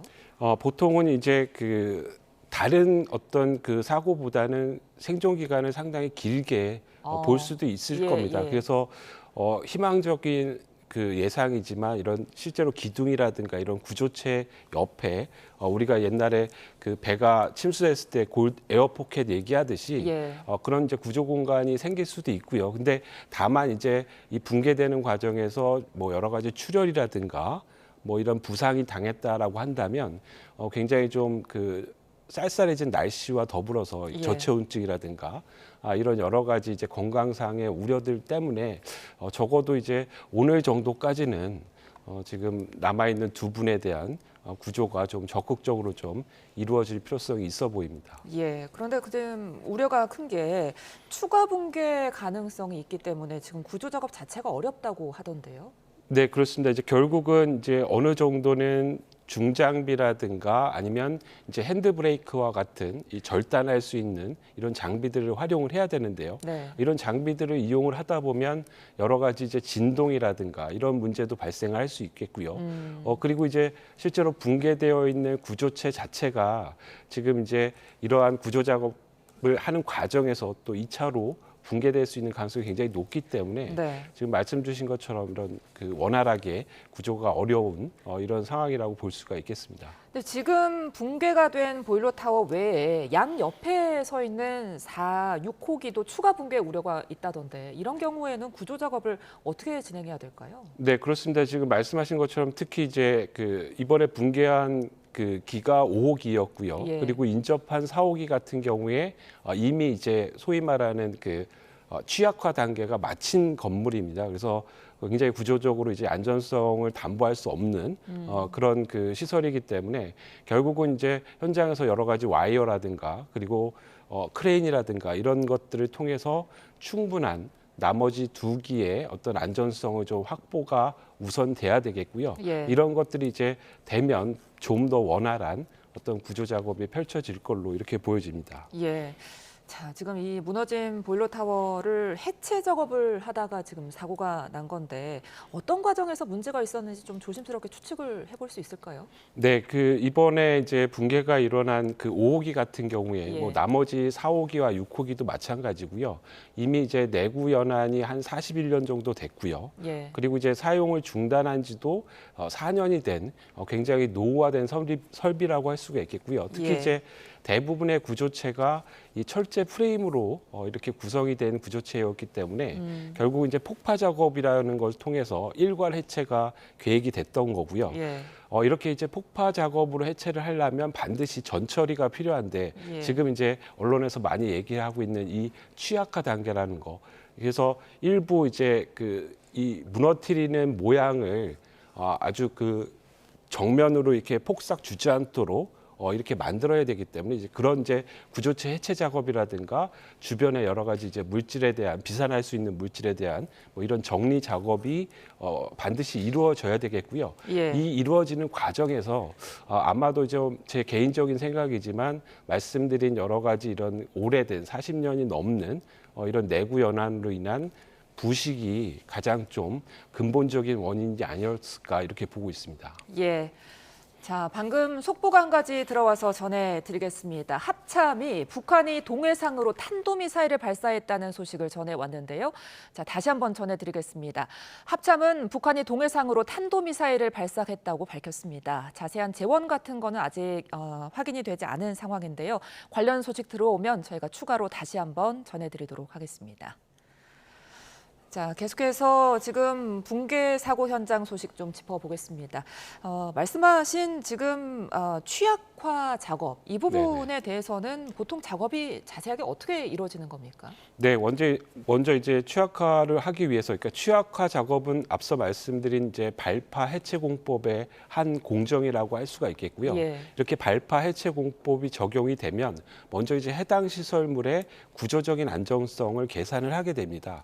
그리고 이제 이 계산된 어떤 그 설계 방식에 따라서 어떤 부분을 어떻게 취약화를 할지가 이제 결정이 되겠고요. 예. 적어도 이제 이런 그 동서발전이라고 하는 이런 기관에서는 해당 작업에 대한 여러 가지 작업 지시서라든가 그리고 어떤 부분을 어떻게 해체를 해야 될 것인가라든가 여러 가지 이제 안전성 평가라든가 구조 계산 이런 것들이 이제 선행이 돼야 되겠고요. 이제 그러한 어떤 그 구조 계산과 이런 설계 지침을 바탕으로 작업이 이루어지도록 이렇게 지금 규정이 되어 있습니다. 이 취약화 작업 중에는 어떤 부분이 가장 위험한 건가요? 결국은 이제 말 그대로 그 구조적인 부분을 약화시키는 예. 거꾸로 보면 지금 이제 앞서 이제 안정화에 대한 말씀을 드렸는데요. 예. 말 그대로 이제 잘 무너질 수 있도록 붕괴될 수 있도록 좋지 않은 작업이기 때문에 여러 가지 그 붕괴의 위험이라든가 이런 것들이 이제 뭐 상존할 수 있겠습니다. 더더군다나 지금처럼 40년이 넘은 더더군다나 이 철이라고 하는 스틸이라고 하는 이 재료는 굉장히 부식이 잘 되는 재료이기 때문에 그러니까 그런 부분에 있어서는 굉장히 좀 위험성이 높은 그런 작업이라고 할 수가 있겠습니다. 이제 교수님 짚어주신 것처럼 이런 작업을 하기 전에 해체 계획서를 보통 마련한다는데 혹시나 이때 이 계획서대로 철거가 이루어지지 않았을 가능성에 대해서는 어떻게 보세요? 그 부분은 지금 말씀하신 것처럼 이제 실제로 계획했던 플랜대로 현장에서 제대로 이행이 안 될 수 있는 가능성, 예. 그리고 아니면 계획서 자체가 그 이미 부실화된 뭐 그런 계획서가 될 수 있는 가능성도 있고요. 그리고 이제 제가 앞서 말씀드린 것처럼 이 두 가지 계획서라든가 이런 것들이 잘 돼 있더라도 실제 현장에서 구조체가 이미 그 도면상에서 나타난 그런 강도를 상실할 수 있는 그런 조건도 배제할 수 없다라고 보여집니다. 그래서 이런 부분들은 지금 이제 합동 점검 감식이라든가 이런 것들이 이루어지기 때문에 예. 그런 것들을 좀 따져 보면서 원인을 좀 찾아봐야 될 것 같습니다. 그러니까 이제 발파 전에 구조물 보강 작업 등이 과연 제대로 이루어졌느냐 이런 네네. 부분들을 포함해서 좀 구조 이후에 규명할 부분들이 많아 보이죠. 네, 그렇습니다. 지금 어떻게 보면 충분히 그 미연에 막을 수 있는 지금 현장을 충분한 어떤 구조적인 강도가 있었는지 예. 아니면 지금 여러 가지 그 구조체의 조건이 어땠는지에 대한 부분들을 현장에서 충분히 작업자들이 파악을 하고 있었는지 예. 특히 이제 뭐 앞서 말씀드린 뭐 그 발전사라든가 시공사라든가 그리고 현장에 투입했던 회사라든가 그래서 이런 부분들의 어떤 유기적인 어떤 그 시스템들이 동작을 하고 있었는지에 대한 부분들을 좀 꼼꼼히 좀 점검을 할 필요성이 있어 보입니다.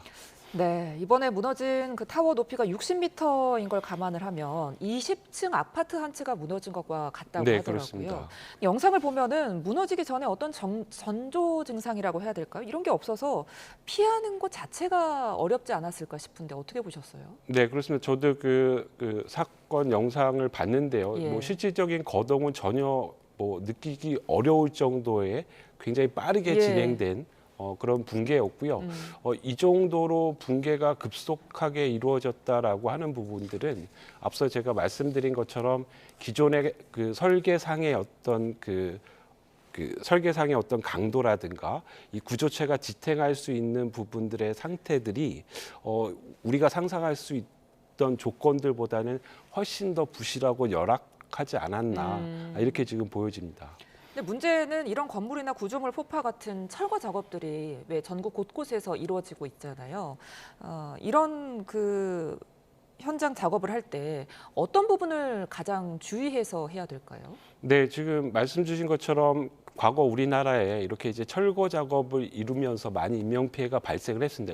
일명 이제 붕괴 사고들이 많이 일어나고 있는데요. 예.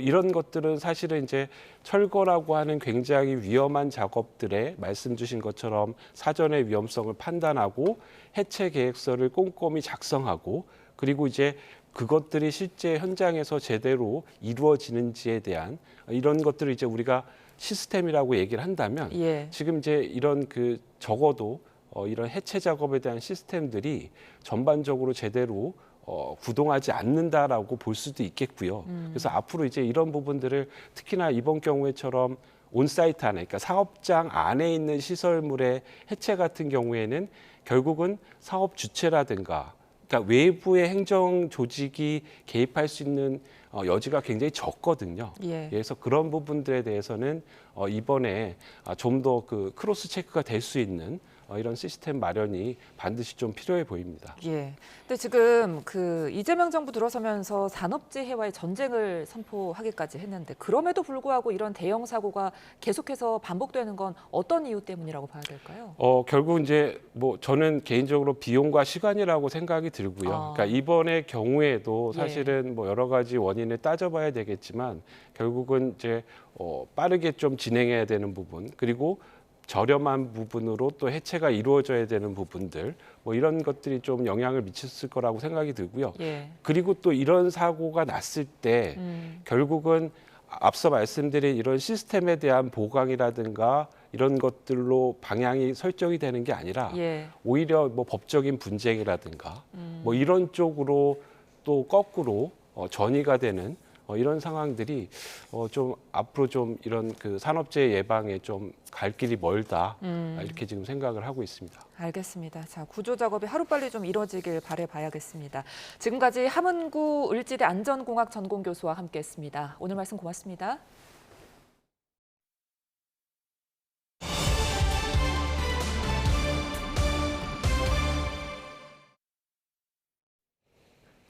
지구의 최근 3년 기온이 역대 최고 기온 톱3를 나란히 차지하면서 지구온난화가 갈수록 심각해지고 있다는 진단이 나왔습니다. 이런 가운데 기후변화는 사기라고 주장해온 트럼프 미국 대통령은 브라질에서 개막한 기후정상회의에 미국 대표단을 보내지 않았습니다. 권준기 기자입니다.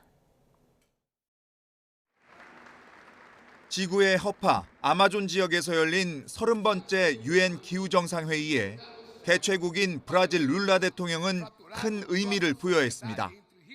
No imaginário global, não há símbolo maior da causa ambiental do que a floresta amazônica.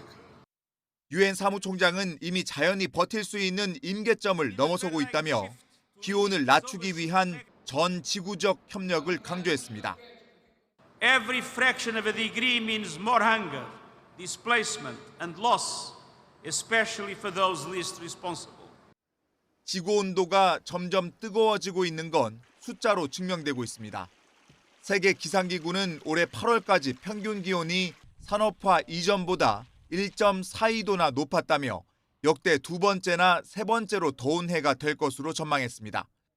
역대 최고 기온이었던 지난해와 재작년까지 최근 3년이 역대 기록을 줄줄이 경신한 겁니다. 전문가들은 이미 통제되지 않는 온실가스 배출량을 볼 때 기온을 다시 낮추는 건 불가능에 가깝다고 경고했습니다. The record greenhouse gas levels mean it'll be almost impossible to limit global warming to 1.5 degrees C in the coming years without temporarily overshooting.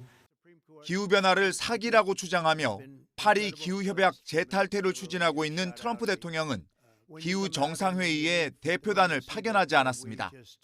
대권 잠룡인 게빈 뉴섬 캘리포니아 주지사는 트럼프가 지구에 등을 돌렸다고 비판했지만 일부 국가에선 합의안에 어깃장을 놓느니 차라리 안 온 게 다행이라는 반응도 나왔다고 로이터는 전했습니다.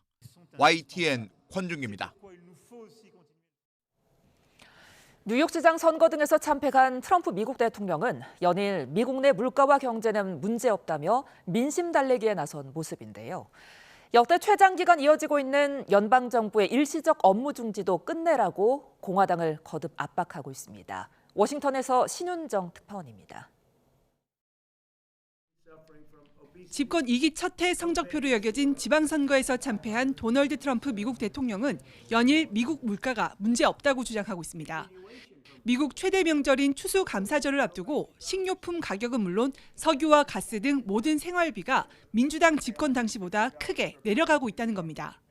Our Thanksgiving this year coming up will cost 25% less than sleepy Joe Biden's. Every price is down. The biggest price is energy. 관세 정책에 따른 물가 상승 등 민생 경제 어려움이 선거 참패 원인으로 지목되는 걸 의식한 것으로 보입니다. 백악관은 물론 공화당 내부에서도 트럼프 대통령이 유권자들이 중요하게 생각하는 국내 민생보다 외교와 전쟁에 집중한다는 비판이 나왔습니다. And I think a rebuke of the Trump administration's policies. This is really a warning light to the White House. 트럼프는 동시에 역대 최장 이어지고 있는 셧다운 사태와 관련해 공화당의 민주당의 필리버스터, 무제한 토론을 끝내고 임시 예산안을 처리하라고 촉구했습니다. 민주당은 권력을 잡는 즉시 1시간 안에 필리버스터를 폐지할 거라며 우리도 지금 그렇게 해야 한다고 압박했습니다. 셧다운이 길어질수록 경제와 일상에 타격을 받는 국민이 여당 책임론을 더 강하게 제기하며 민심 악화가 확산하는 걸 막으려는 시도로 해석됩니다. If you read the pollsters, the shutdown was a big factor, negative for the Republicans, and that was a big factor. 두 번째 대선 승리의 결정적 공신이었던 경제 문제가 1년 만에 아킬레스건으로 돌아오면서 트럼프의 정책과 전략 변경이 있을 수 있다는 전망도 나오고 있습니다. 워싱턴에서 YTN 신윤정입니다. 높은 파도와 강풍이 잦은 겨울철은 해양 사고 발생 위험이 가장 큰 시기인데요. 동해해경이 사고 예방을 위해 전국에서 처음으로 기상 조건이 악화가면 어선의 이동 대피 명령을 내리는 등 선제 대응에 나서고 있습니다. 송세혁 기자입니다. 3,000톤급 해경 경비함이 높이 5m의 거센 파도에 좌우로 요동칩니다.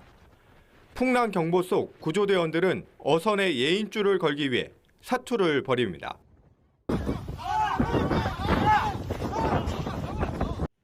지난 2월 독도 동쪽 50km 이상에서 기관 고장으로 표류하던 79톤급 어선이 구조되는 장면입니다. 돌풍과 너울성 파도가 잦은 겨울철에는 이런 해양 사고가 끊이지 않습니다. 최근 5년간 동해에서 발생한 겨울철 해양 사고는 213건. 이 가운데 6명이 숨지거나 실종됐습니다. 악천후 속 무리한 출항이 사고의 주요 원인으로 지목됩니다. 사고가 반복되자 동해해경은 전국에서 처음으로 선박 이동 대피 명령을 시행하고 있습니다. 기상 악화로 조난이 우려될 때 선박을 안전 해역으로 대피시키는 제도로 지난해부터 지금까지 3차례 발령됐습니다. 그동안 어민 불만 등을 이유로 현장에선 적용을 유보해왔던 법조항을 실제 집행한 겁니다. 악천후 시 전복 사고 등 대형 인명피해 우려가 매우 높기 때문에 수상구조법상 이동 대피 명령을 적극 활용하여 사전에 미리 안전해역으로 대피 조치하고 있습니다. 구명조끼 착용 단속도 강화됐습니다. 조업어선 구명조끼 착용 여부 시각 확인 해주기 바람. 지난달부터 승선원 2인 이하 어선은 구명조끼를 반드시 착용해야 하고 위반하면 최대 300만 원의 과태료가 부과됩니다. 해양수산부는 구명조끼 착용 의무 대상을 3인 이상 승선 어선까지 확대하는 방안을 추진하기로 했습니다. YTN 송세혁입니다. 원조 라면 도시로 떠오르고 있는 경북 구미에서 라면 축제가 한창입니다. 국내 최대 라면 생산 공장이 자리해 갓 튀긴 라면도 바로 맛볼 수 있는데요. 현장에 YTN 이슈 리포터 나가 있습니다. 서지연 리포터. 네, 경북 구미에 나와 있습니다. 네, 현장 분위기 전해주시죠. 네, 지금 이곳은 제 뒤로 보이는 것처럼 맛있는 라면을 즐기는 시민들로 북적이고 있습니다. 이곳에서는 이렇게 해물 라면부터 BBQ 라면까지 다채로운 라면들을 즐겨볼 수가 있는데요. 가족과 연인, 친구들은 이곳에서 라면의 색다른 매력에 푹 빠져 있습니다. 그럼 이곳을 찾은 시민들의 이야기를 들어보겠습니다. 토마토 또 라면이 있다고 해서 신기한 게 많은 것 같아서 라면 종류가 여러 개 많이 시켜서 지금 먹고 있어요. 새콤한데 또 약간 또 얼큰하게 맛있는 것 같아요. 처음 맛보는 맛? 오늘부터 열린 2025 구미 라면 축제는 오는 9일까지 4일간 이어집니다. 친구 연인과 함께하는 젊은 세대부터 가족 단위 방문객까지 다 함께 즐길 수 있는 문화축제인데요. 이른바 라면 거리에는 보고튀김이 올라간 라면과 생크림 라면 등 25가지의 이색적인 음식이 가득하고요. 오늘 갓 튀긴 라면을 맛보는 것은 물론 들어가는 재료까지 직접 선택해 나만의 라면도 만들어 볼 수 있습니다. 시민들은 자연과 복고 등 6가지 주제로 꾸며진 감성적인 공간에서 라면을 즐기고 있는데요. 이 밖에도 세계적으로 큰 인기를 끈 애니메이션 K-POP 데몬헌터스를 활용한 한정판 라면과 신제품 라면이 눈길을 사로잡고 있습니다. 또 축제 기간 라면 요리 경연과 면치기 대회 등 다채로운 볼거리도 이어집니다. 네, 가을의 쌀쌀함이 느껴지는 요즘입니다. 이곳에서 따뜻한 라면 한 그릇으로 특별한 추억 만들어 보셔도 좋을 것 같습니다. 지금까지 경북 구미에서 YTN 서지연입니다.